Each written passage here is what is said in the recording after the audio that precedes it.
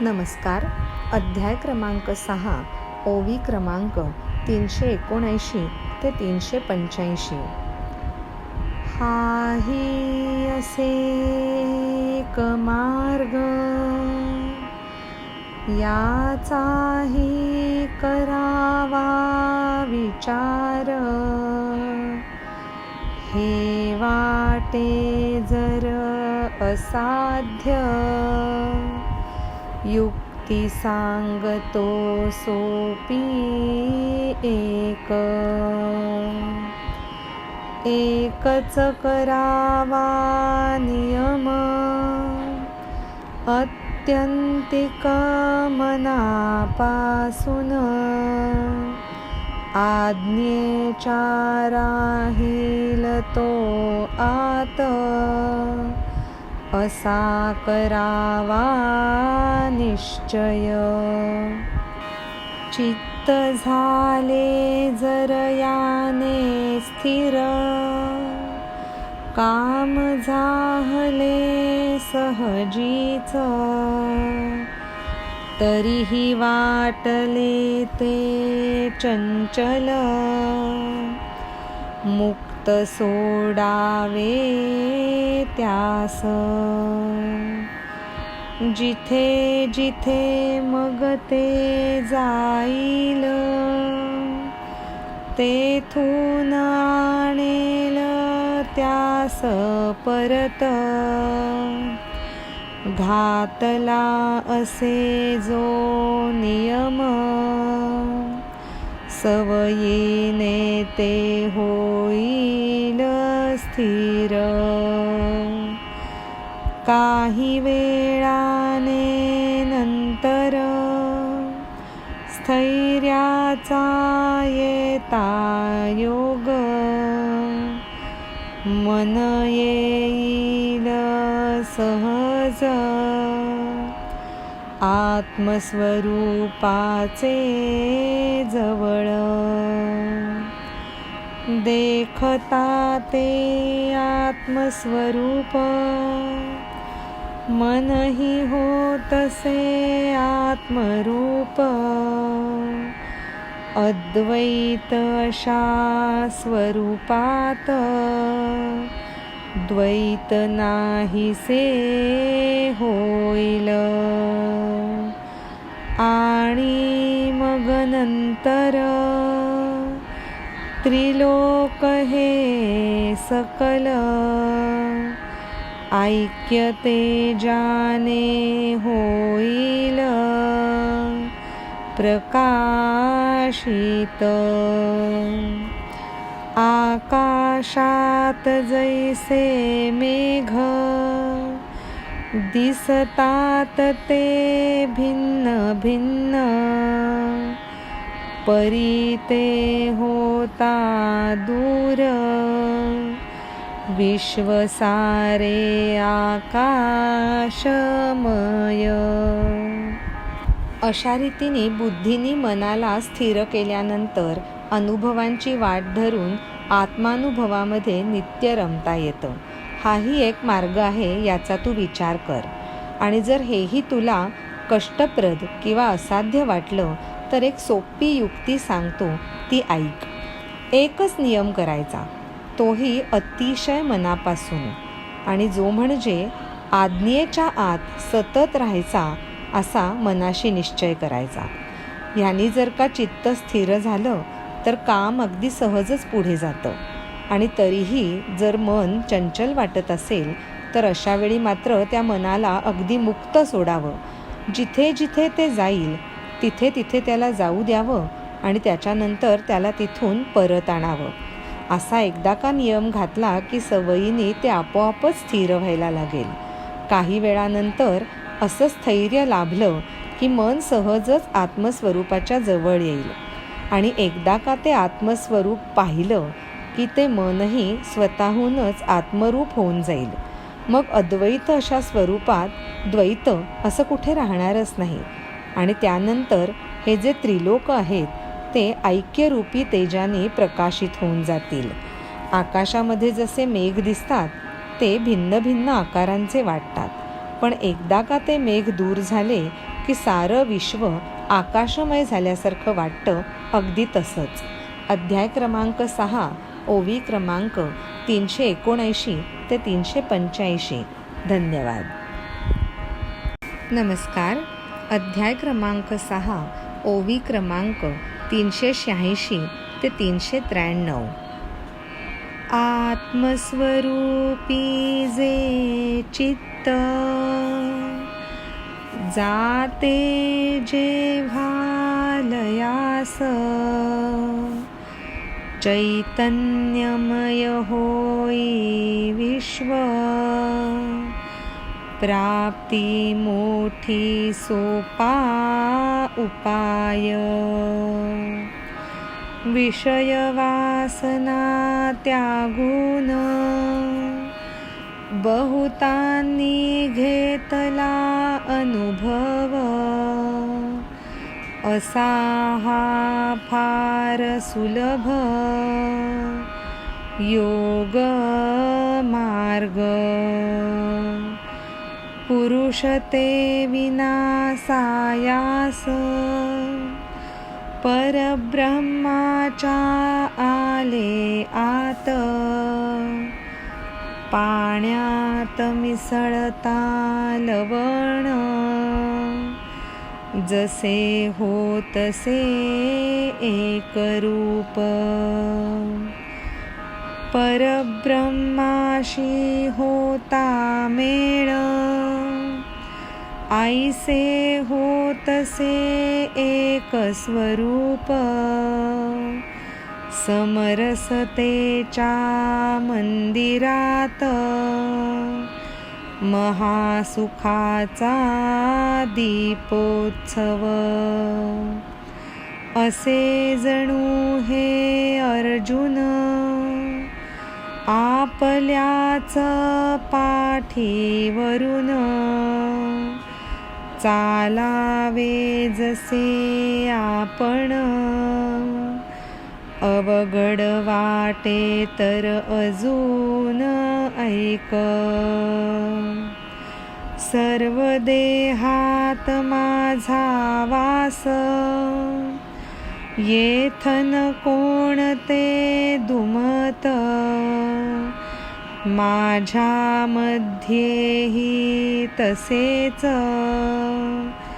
सर्वांचा होय समावेश. बनले हे सारे असेच,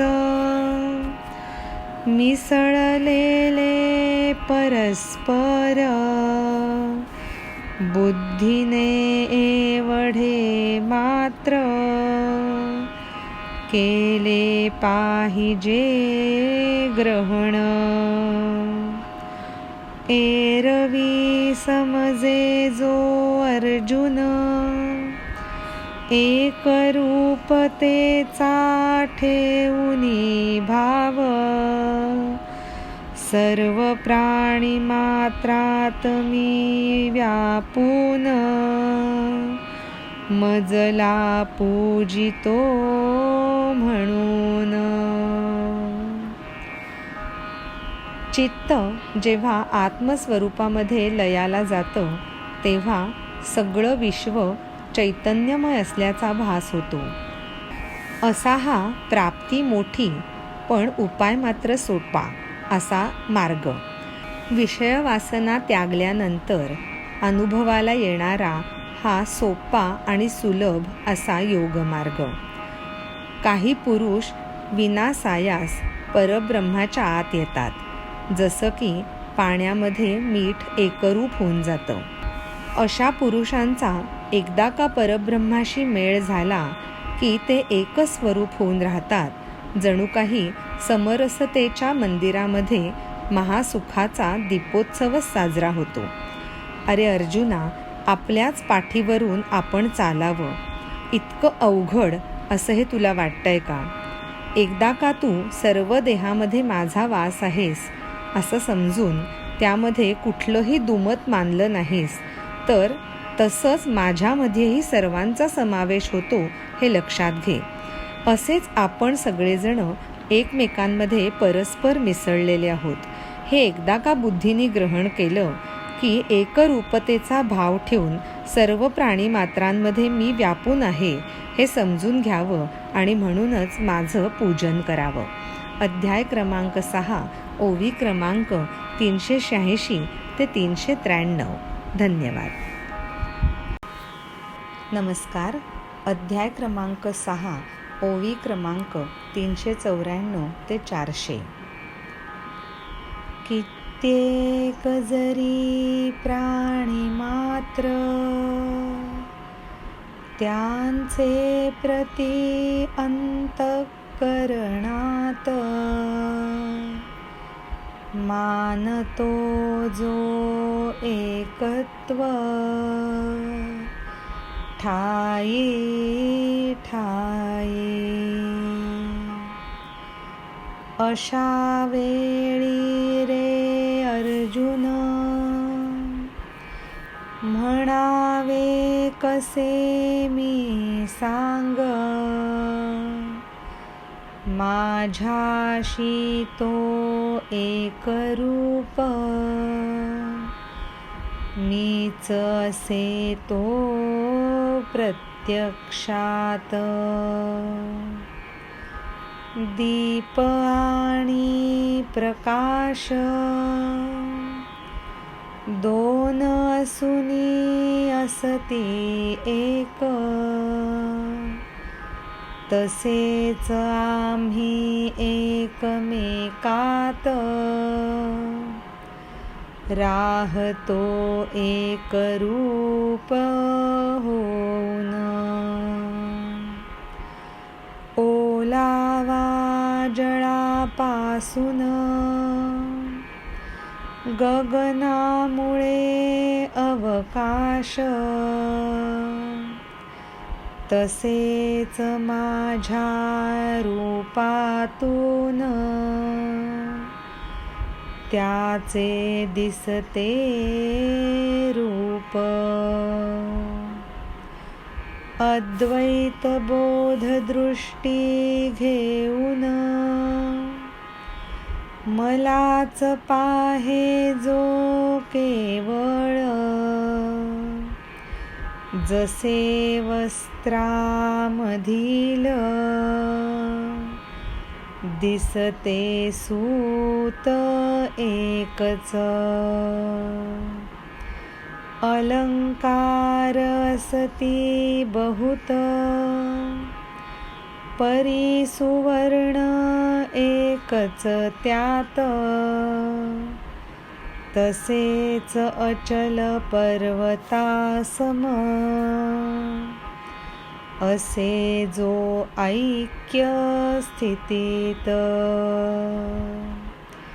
झाडास पाने अगणित ती तुकी न लावती रोप उजळून येई अद्वैत दिवस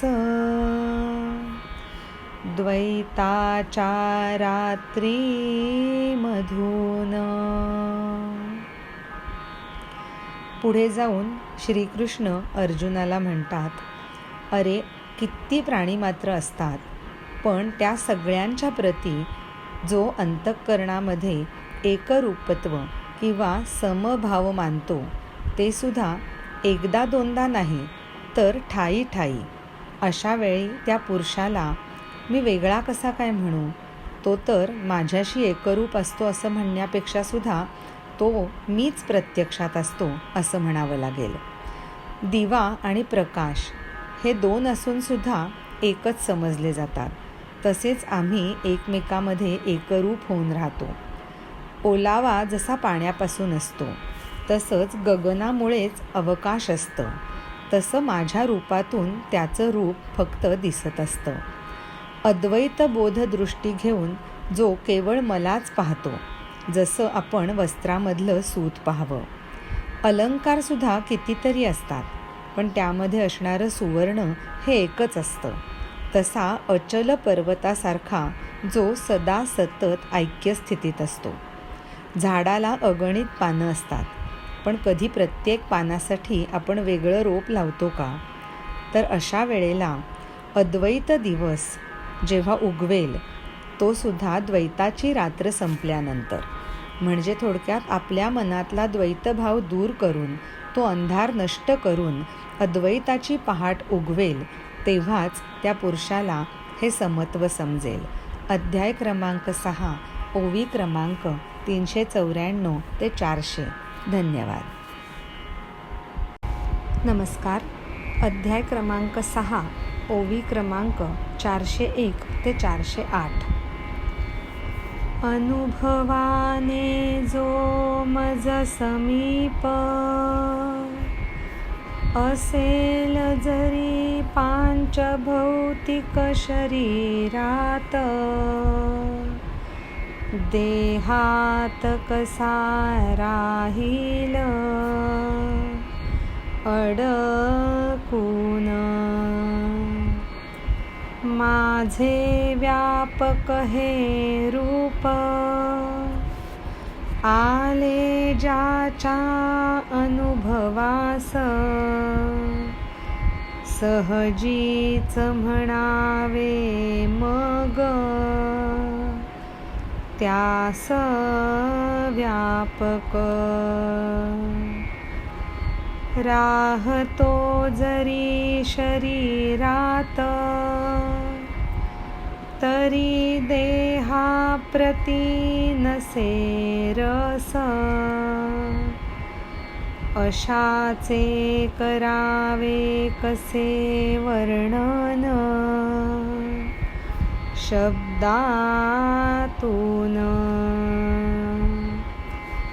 तेव्हा विशेष हे वर्णन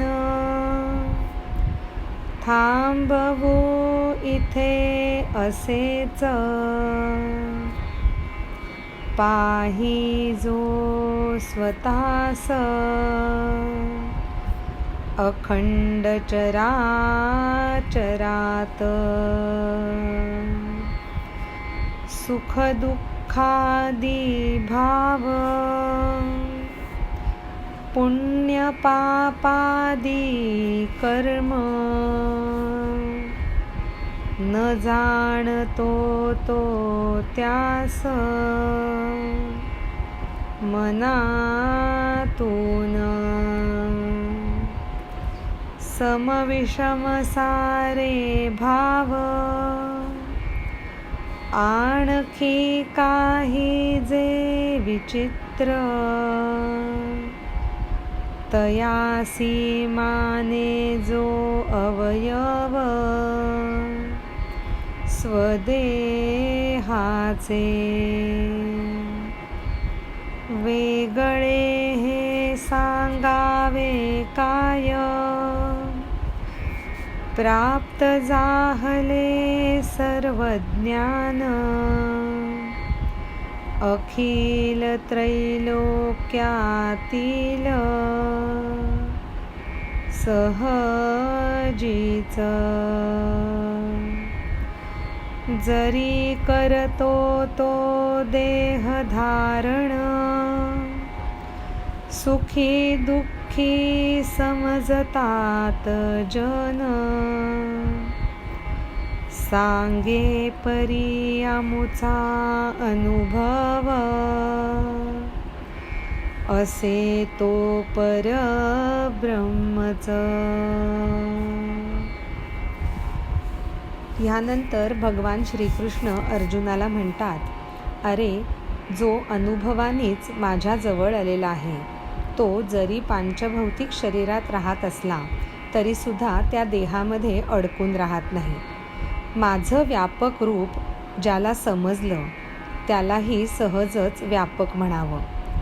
जो शरीरात राहतो पण तरी त्याला देहाप्रती अजिबात रस नसतो, अशाचं वर्णन शब्दामधून करणं केवळ आणि केवळ अशक्य आहे. तेव्हा हे विशेष वर्णन इथेच थांबवूया. जो स्वतःला अखंड चराचरामध्ये पाहतो, सुखदुःखादी भाव पापपुण्यादी कर्म याचं ज्याला मनातून अजिबात ज्ञान होत नाही, सम विषम असे सगळे भाव आणि जे म्हणून काही विचित्र आहे त्याला तो स्वतःच्या देहाचे जणू काही अवयवच समजतो.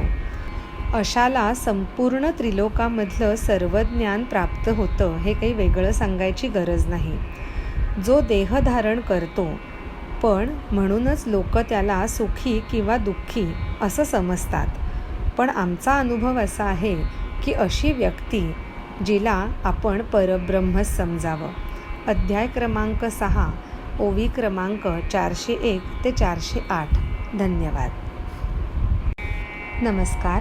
अध्याय क्रमांक 6, ओवी क्रमांक 409 ते 417.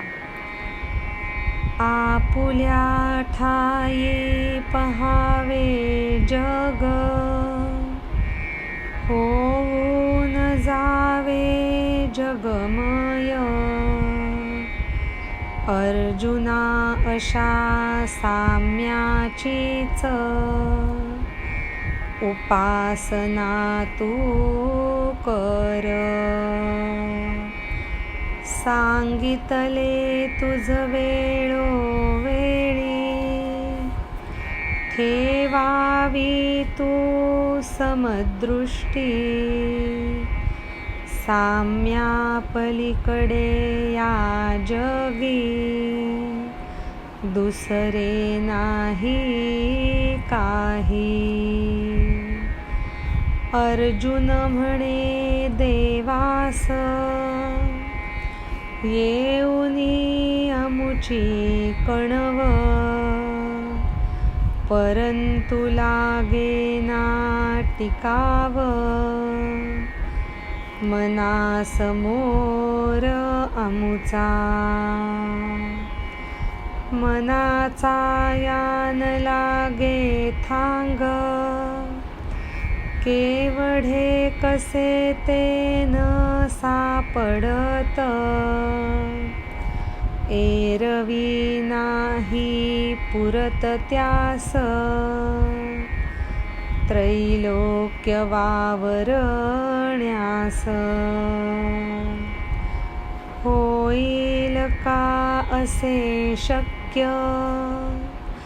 समाधी लागेल माकडास. सोसाट्याच्या वाऱ्यास, थांब म्हणता थांबेल. छळते जे मन बुद्धीस, निश्चयास करते अडसर. धैर्यास लावुनी पैज, जातसे पळून.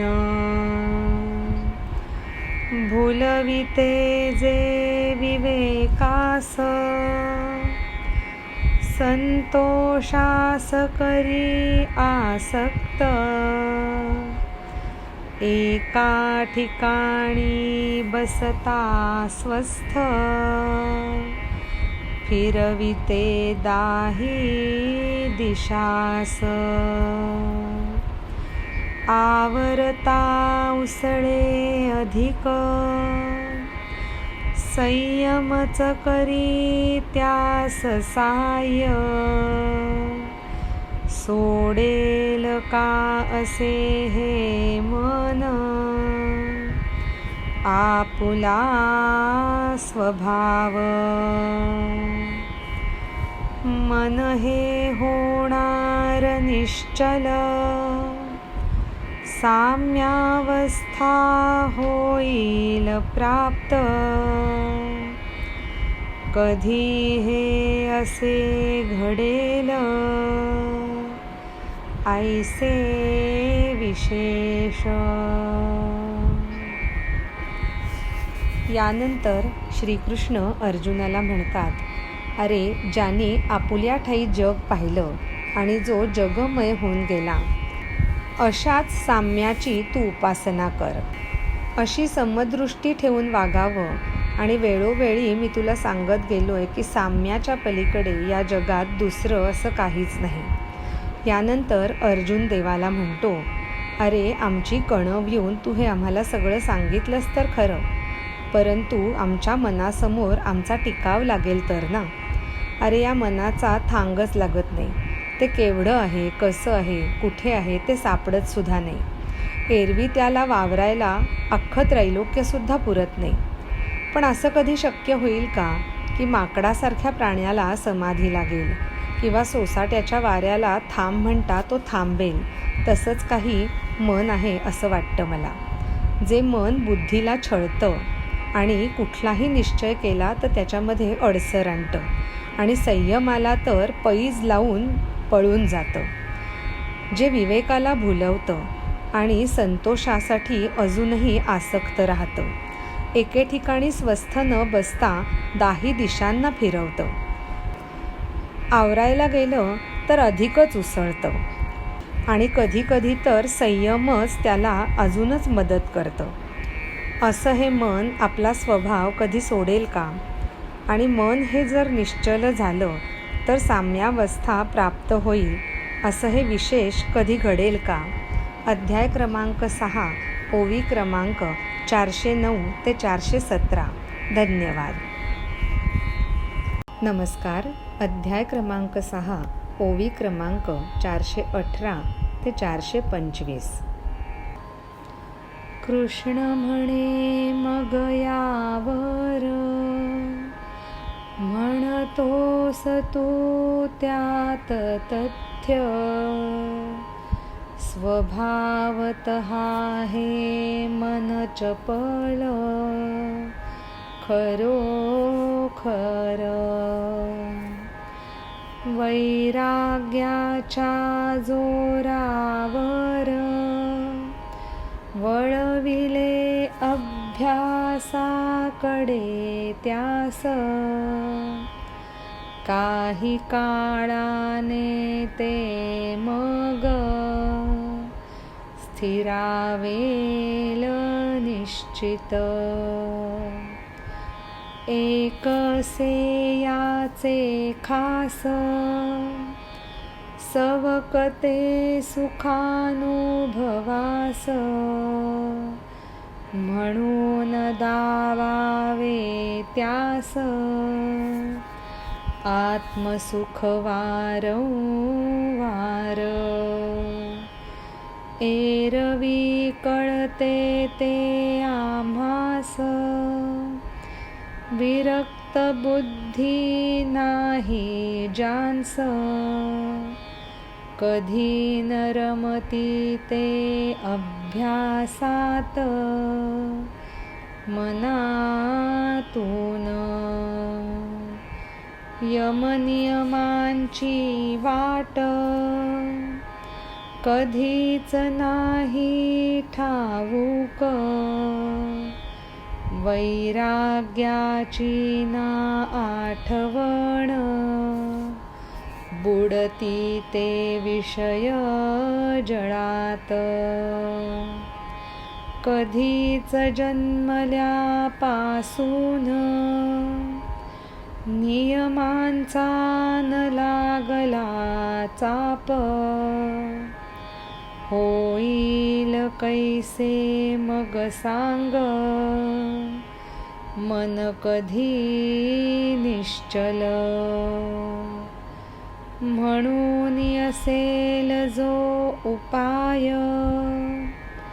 मनाचा करण्यास निग्रह, करावास त्याचा आरंभ, मग पाहूया होते काय. हे असे जे योग साधन, खोटे आहे काहे सर्वच, होईना हातून अभ्यास,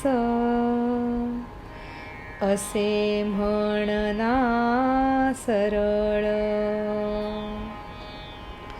मन कसं आणि किती चंचल आहे हे अर्जुनाकडून ऐकल्यानंतर श्रीकृष्ण त्याला म्हणतात, अरे अर्जुना, तू जे म्हणतोस त्यात तथ्य आहे.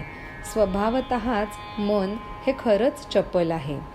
वैराग्याच्या जोरावर आपण जर त्याला अभ्यासाकडे वळवलं तर काही काळाने ते निश्चितच स्थिर होतं. पण त्याचं एक खास वैशिष्ट्य आहे. सुखाच्या अनुभवाला ते सतत सवकत असतं आणि म्हणूनच त्याला वारंवार आत्मसुख दाखवत राहावं. एरवी आम्हालाही कळतं की विरक्त बुद्धी ज्याला नाही ते अभ्यासात मनापासून कधीच रमत नाहीत. यमनियमांची वाट ज्यांना मुळीसुद्धा ठाऊक नाही आणि ज्यांना वैराग्याची आठवणही नाही ते विषयजळामध्ये बुडून जातात. अरे, जन्मल्यापासून कधीच नियमांचा कुठलाच चाप लागला नाही तर मग त्यांचं मन निश्चल कसं काय होणार? म्हणूनच जो उपाय असेल त्याने मनाचा निग्रह करायला शिकायचं आणि सुरुवात करायची. मग पाहूया हळूहळू काय होतं ते. अरे, योग साधन हे जे काही सर्व सांगितलेलं आहे ते खोटं का आहे? आपल्या हातून अभ्यास होत नाही असंच सरळ म्हणावं ना. अध्याय क्रमांक 6, ओवी क्रमांक 418 ते 425. धन्यवाद.